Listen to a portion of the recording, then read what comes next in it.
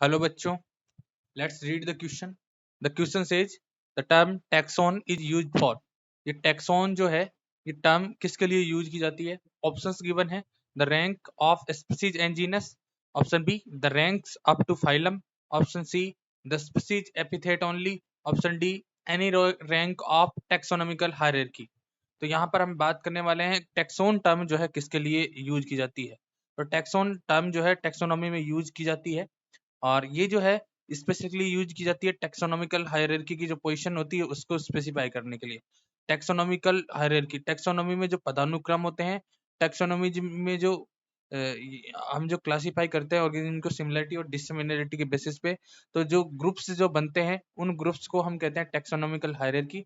और इस हायरार्की के अकॉर्डिंग अगर हम बात करें तो यहाँ पर जो है आपको अब स्टार्ट करते हैं। जैसे सबसे छोटा टैक्सोन जो है वो किसको माना गया है? तो वो माना गया है सबसे छोटा टैक्सॉन स्पीसीज को।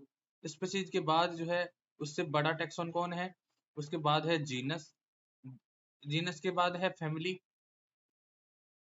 फैमिली के बाद है ऑर्डर। ऑर्डर के प्लस बाद है क्लास। क्लास के बाद है डिवीजन। और डिवीजन के बाद आता है किंगडम। तो इस तरह से जो है टैक्सोनॉमिकल हायरार्की है।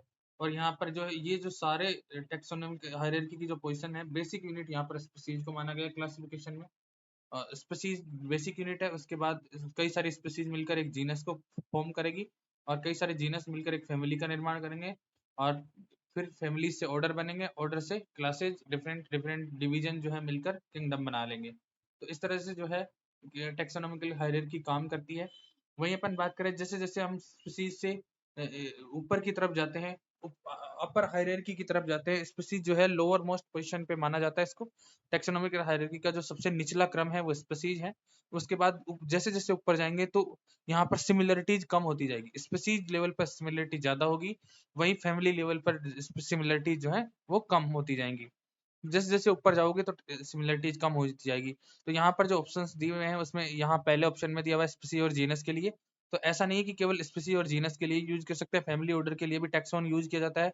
वहीं फाइलम की बात करें तो फाइलम जो है जूलॉजी में जो है आप लोग जंतु जगत का जब क्लासिफिकेशन पढ़ते हो तो वहाँ डिवीजन ना पढ़कर फाइलम वर्ड पढ़ते हो। तो ये फाइलम जो है डिवीजन के लिए कहा गया, तो इसके ऊपर भी जो है अप टू फाइलम लिखा हुआ है, पर बट फाइलम से ऊपर किंगडम के लिए भी जो है टैक्सॉन यूज किया जा सकता है। वहीं स्पीसीज एपिथेट की बात की जा रही है, तो एक जो बाइनोमियल नोमेनक्लेचर होता है, स्पीसीज एपिथेट क्या होता है इसको समझिए। ये बाइनोमियल नोमेनक्लेचर का जो सिस्टम है, बाइनोमियल नोमेनक्लेचर, इस बाइनोमियल नोमेनक्लेचर जो है इसमें जो सेकंड पार्ट जो है स्पीसीज के नेम का, यहाँ पर स्पीसीज का जो नेम लिखते हैं हम, स्पीसीज नेमिंग करते हैं, तो स्पीसीज नेमिंग में जो सेकंड पार्ट आता है स्पीसीज के नेम का, सेकंड पार्ट, इसको कहा जाता है स्पेसिफिक, ये इसको कहा जाता है स्पीसीज एपिथेट। तो ये स्पीसीज एपिथेट के लिए ही यूज नहीं किया जाता, ये ऐसा नहीं कि केवल इसके लिए यूज किया जाता है। और लास्ट वो ऑप्शन में लिखा हुआ है any rank of taxonomical hierarchy.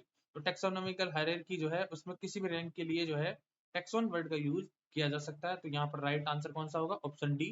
Taxon term जो है वो किसी भी टैक्सोनॉमिकल हायरार्की के किसी भी रैंक के लिए यूज की जा सकती है, चाहे वो स्पीसीज हो, चाहे वो किंगडम हो, चाहे वो क्लास हो। तो यहाँ पर राइट आंसर ऑप्शन डी होगा। Thank you, all the best.